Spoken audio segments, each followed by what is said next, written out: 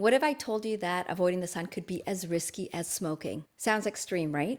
But a Swedish study followed nearly 30,000 women for 20 years, and what they found was shocking. Women who got more sun lived longer than women who avoided it. So does this mean that we should go back to tanning like we did in the 80s, slather on the oil?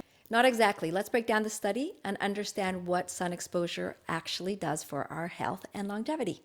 This study, called the Melanoma in southern Sweden, or MISS, looked at 29,518 women between the ages of 25 and 64 over a 2-decade period. And these women were divided into 3 groups. So you had the group that had the minimal sun exposure, medium sun exposure, and high sun exposure. And the results were really amazing. Women in the high sun exposure group actually lived 0.6 to 2.1 years longer than those who avoided the sun. Now here's the part that really got people talking. Women who avoided the sun had a similar life expectancy as women who smoked. That means that not getting enough sun could be as harmful as smoking when it comes to health, health span, and longevity. But why? What does the sun actually do inside your body? The reason isn't just vitamin D, although that's super important. Sunlight, especially infrared light, penetrates deep into the skin of your body and helps your mitochondria create more energy. Mitochondria is the powerhouse of your body. And more energy means better organ functions, metabolism, better immune system. Sunlight exposure is also linked to lower risk of cardiovascular disease, better metabolic health, stronger immune functions, and here's the wild part. While women who were in the group that had higher sun exposure had slightly higher rates of skin cancer, it didn't actually reduce their overall lifespan. This is because they were dying less from heart disease and other causes. And this isn't the only study showing this.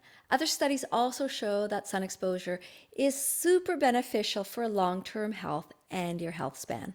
A 2020 study in the International Journal of Environmental Research and Public Health found that low sun exposure was linked to hypertension, type 2 diabetes, and probably not surprisingly, depression. Another study in the Lancet found that people in regions with higher sun exposure had lower rates of all-cause mortality.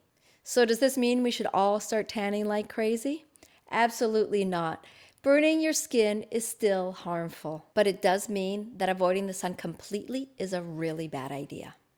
So how can you get the benefits of sunlight without the risks? Well, here are a few strategies. Try 30 minutes of sun exposure twice a day. Do it when UV rays are lower, so that would be in the morning or evening. Expose as much skin as possible, your face, your arms, your legs, but don't burn. Make sure that you're avoiding burns. Check the UV index and always try to keep it below 3 to avoid excessive damage.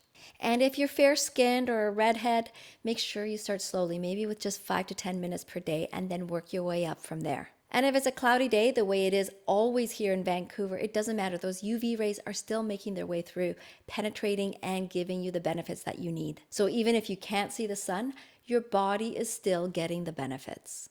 So what's the key takeaway? The sun is not just about vitamin D.